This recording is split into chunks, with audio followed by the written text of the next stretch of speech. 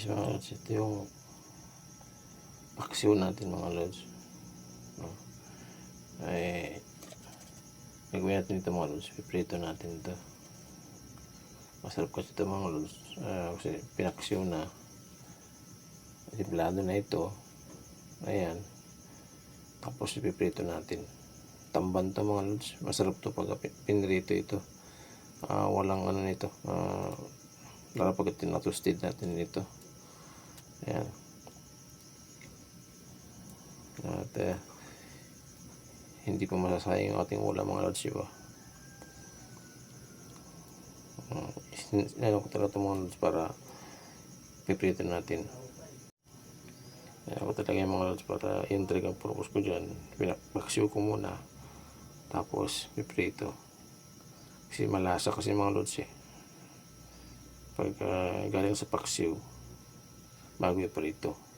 Kumbaga nakababad siya, templado na siya.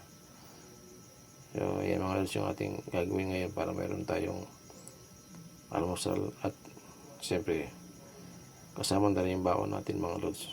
Okay, piprito na natin mga lods.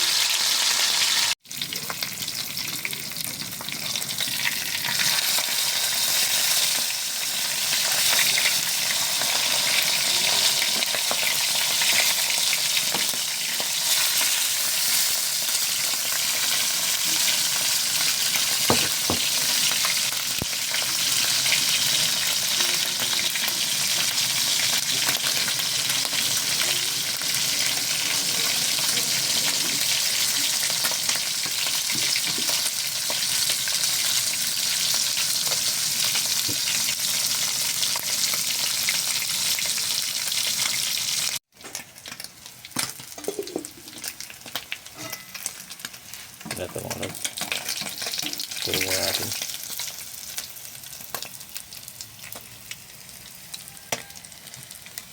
Ayan.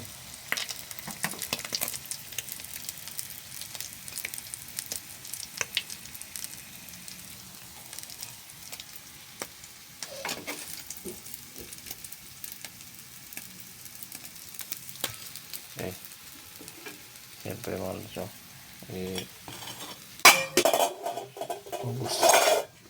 iubos natin ito mga lods yung ating paksiw.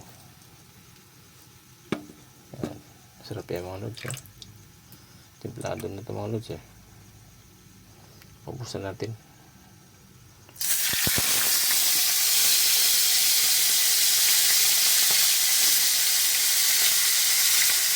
Ayan mga lods, okay na mga lods, iwat na natin masunog pa. Ito yung masarap mga lods from paksiw piprito natin mga lods. Ayan. Kasi unang-una templado na siya, nakababad na siya mga lods, kaya nagkakaroon siya ng yummy. Ayan mga lods so ayan na ating paksiw mga lods. Ayan ating paksiw na pinirito. So yummy mga lods. Ayan, thank you very much. May baon na tayo, may almusal pa. Okay.